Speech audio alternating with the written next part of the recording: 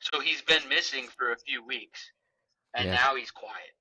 But I think we have him. Ryan, try it again. Hello. Can you hear me now?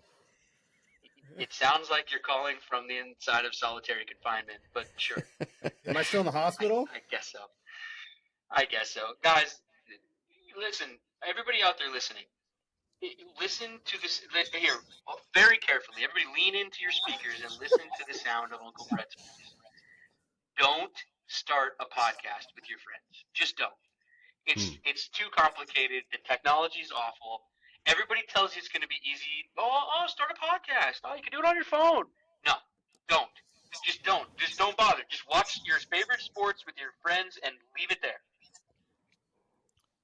Yes. Uncle Chris says the same thing as well. Don't try to be creative and go have fun with your friends and do No, something that you might find special and look back in your life and really appreciate. Don't do anything like that. No. don't do that. Don't run contests where you give away tickets to concerts and games, and don't have T-shirts that make people laugh. And don't try to have any fun at all because it never works out. Mm-mm. Never. Mm-mm. Yeah. Stay home. Stay Happy indoors. holidays, everybody. Happy holidays. Sounds like you're leaving a voicemail for somebody. Yeah, well, you should hear what you sound like. Awesome. Boys. Release the show.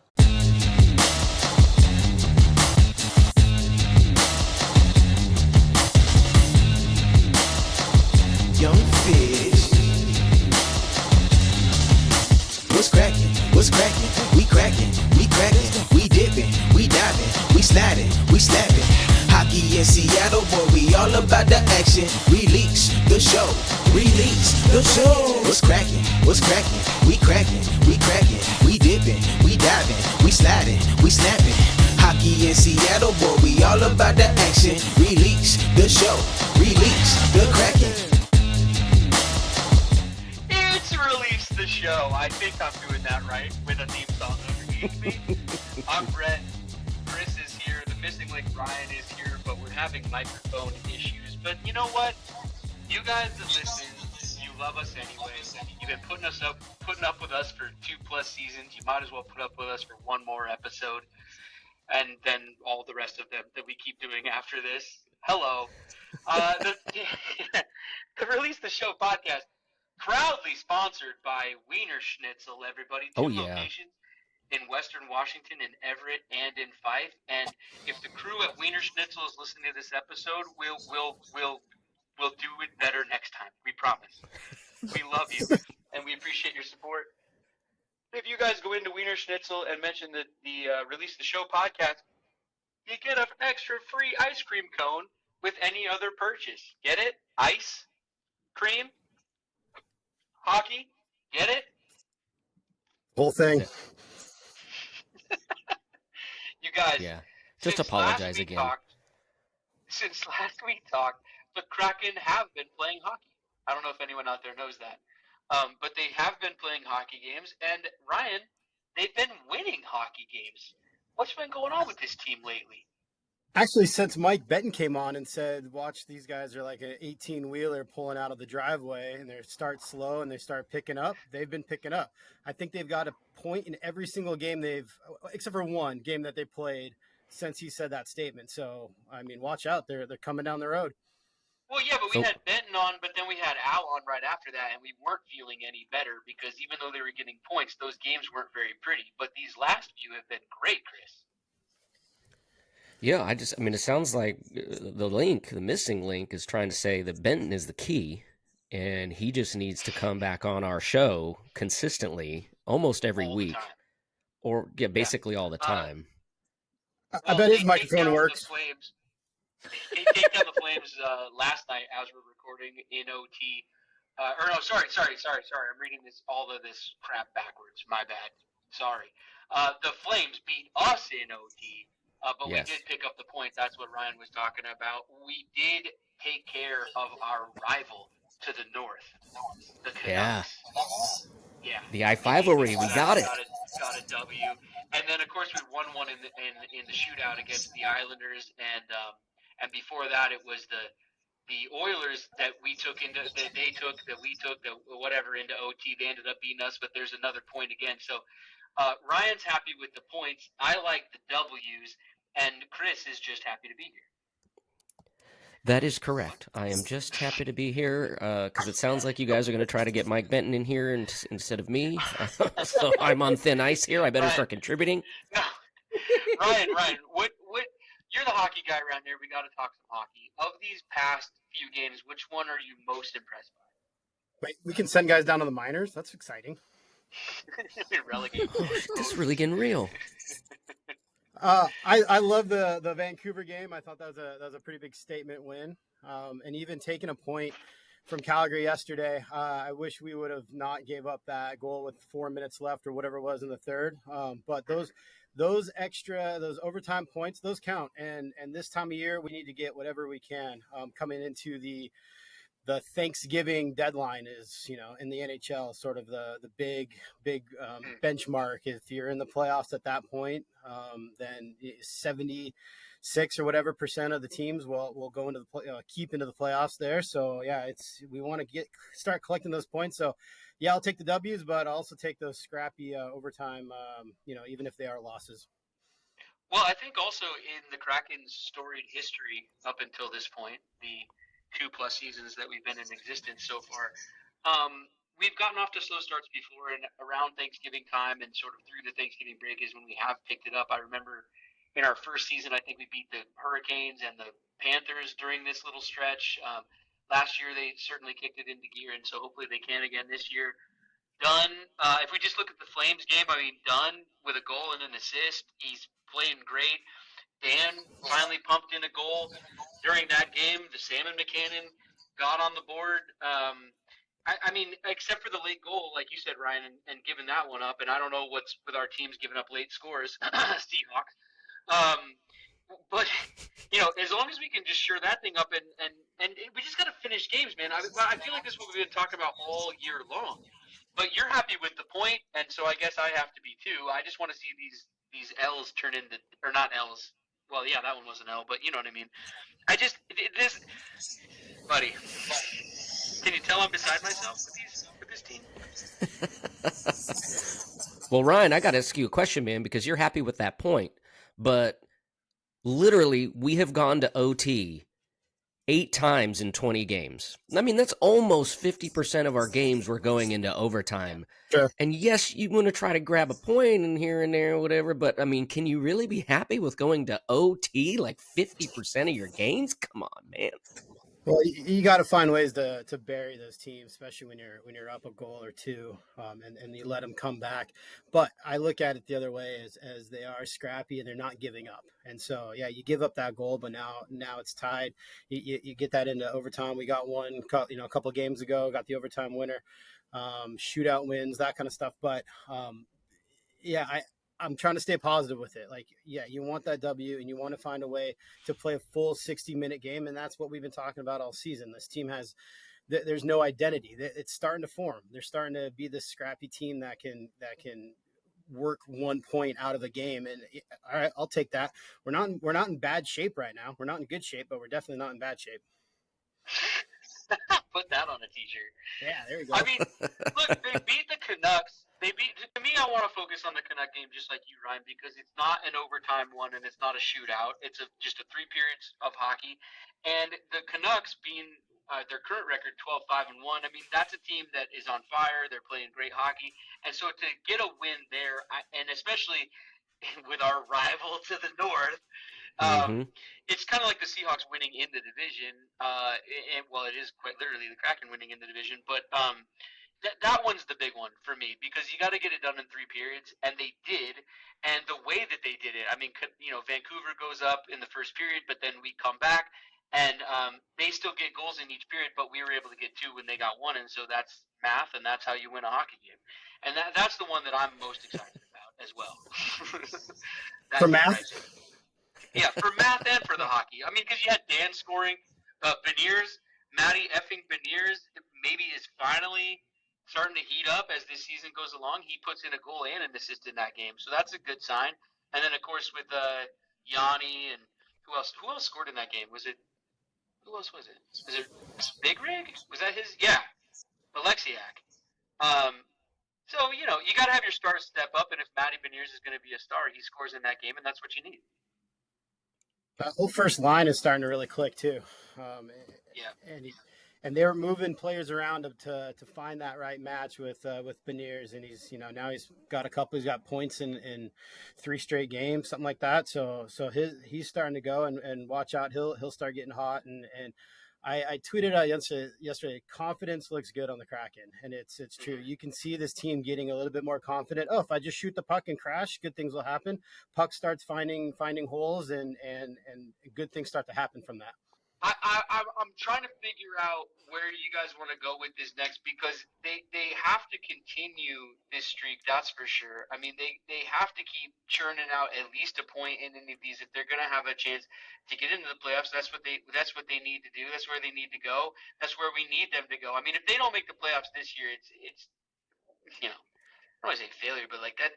This team, after what they did last year, they've got to be able to get there. And Ryan, we're always on Coach Hack. Has he done anything? Do you feel like this is attributed to him, or is it the players coming together, or a little bit of both? I think the coaching staff, they put out the plan for the year, and you let they're gonna make the moves and bring guys up and down from Coachella, but it's really up to the players, and it's taken them a while to gel and do all the things that we said they would. But I think what's kind of scares me now is they're not winning at home like they should, and we got 2 huge home games coming up versus the bottom feeder Sharks. That should be an easy win, right? But yeah, I know, but that's what's scary about it. And for whatever reason, we're not playing our best hockey at home. So let's get through the road trip and get them on the road, and maybe they can settle down and win. But we got a couple big games that are coming up that will kind of define this season, I think, especially around this time of year. If we can make it into the break and kind of get into the Christmas season playing good hockey and playing our best hockey, then it's going to be an easier path that way to the playoffs. But we lose to the Sharks and maybe a couple of these easier teams, it's going to be a hard road coming out.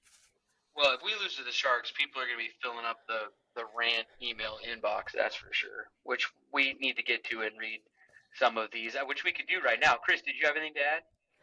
Well, you guys are just seemingly so positive and trying to stay positive and look at all the potential. Oh, Matty B's heating up, and we've got some points here and there, but as sort of a resident negative Nancy, or, well, I could have gone with Ned. Could have said negative Ned, but I guess I'll go with negative Nancy for whatever reason.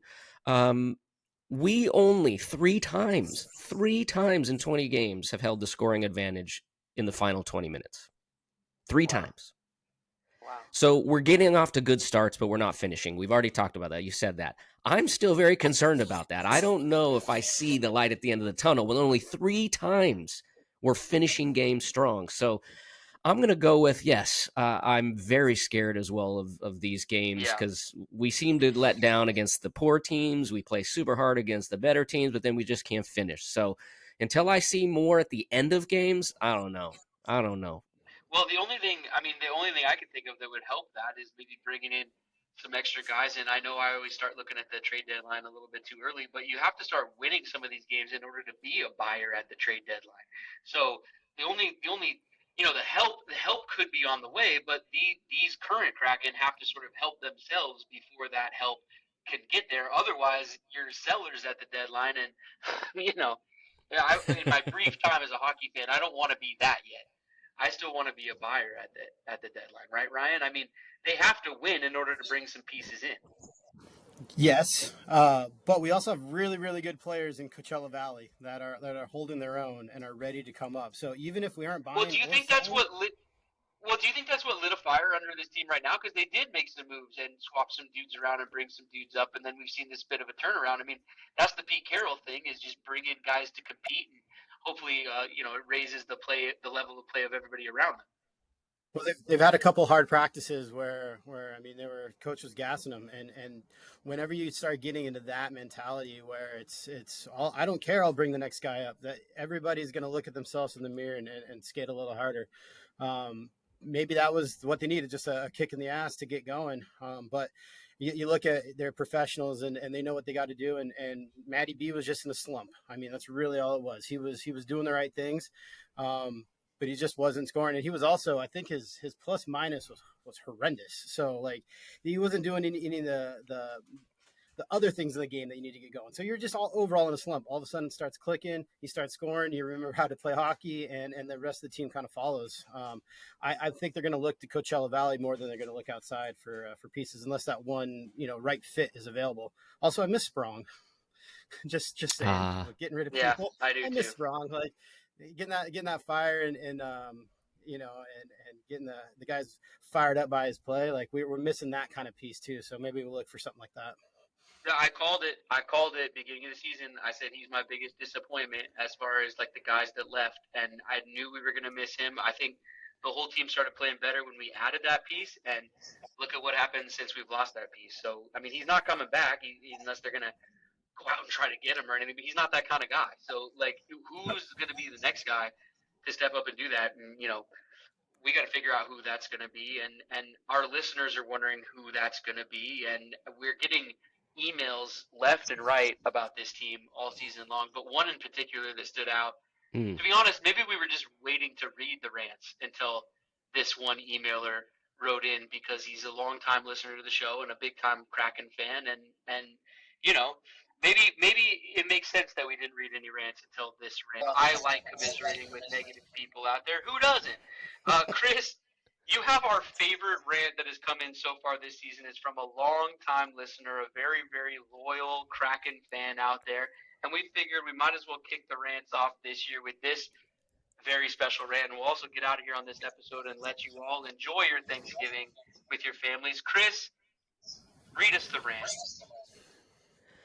Yeah, he has no shame in signing off on his rants.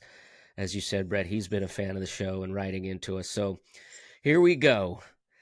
Hey, guys.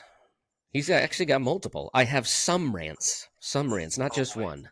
Number one. Now, the rant line is usually anonymous, but I have a feeling this guy wants us to say his name. Yeah. Yep. Yeah, oh, he signed it. He signed off here in capital letters, READ. Read the rants. What's the use in releasing the rants if you never read them? Let's go here. # read the rants. So, okay. Well, we've been waiting for yours. There we go. See? Yeah. There you go. You just got to play up to the egos, right? Number two. A couple of times now, I've heard Chris being given the credit for the Do We Suck segment. I believe, spelt our way, BLEAV, of course, in parentheses, that if you look back into the archives, it was my original email rant titled, I Love Us, But Do We Suck, from November 26, 2021, as featured on RTS episode 24, that first referred to the general suckiness of the team. Whoa. Okay. Citing sources. I mean, that's kind of one of my biggest moments in this show, as we go along here, is the Do We Suck. It's not your moment at all. It's not even mine. And I didn't copyright the phrase, he goes on to say, but I have contacted my legal team at Davis Law Group. Ding. Wait, are you still doing that promo? In parentheses? In order to file official proceedings against Chris. Oh, whoa. Is that why you guys made me read this one? Because now I have to. In reading this, I realize I'm about to be in court. That's right. And finally, the third of 3 rants. Release the Kev. I'm still hot for teacher Kevin. His kid must be grown up by now. Let's bring Kevin back into the fold. Wow. He's missing hot for teacher Kevin. Wow. He wants me off this thing. That's all from me. I don't even want to say his name anymore. This guy pisses me off. Taff. Oh, our old buddy Taff. Somebody hit the theme song. We're getting out of here.